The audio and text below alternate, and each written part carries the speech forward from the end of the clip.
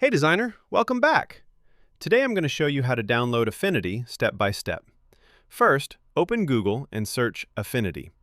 You'll see the download option at the top, so you don't even need to open the full website. Just click Download Affinity. Now you'll see two options, Desktop Mac and Desktop Windows. I use Windows, so I'll download the Windows version.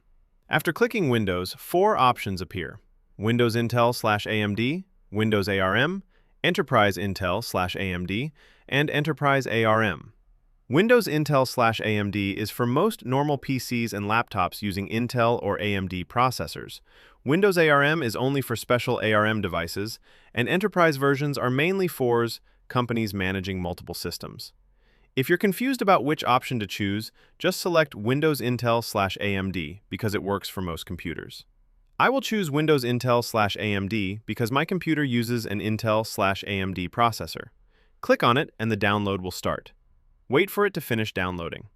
Once downloaded, click the file to open it. You'll see an option called Update Affinity. Click Update and wait while everything installs and updates.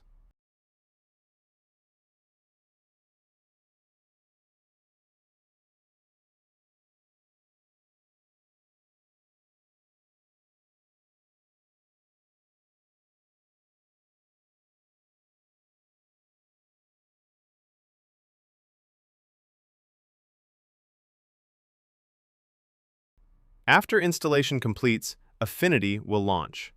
Now this is where the magic happens. There is also a Welcome to Affinity section with beginner tutorials. On the home screen, you'll see Home, Recent Documents, Learn, and My Templates. To start a new project, click the green plus icon. You'll see document presets like A4, A3, A5, and more. You can also manually change page width and height according to your needs.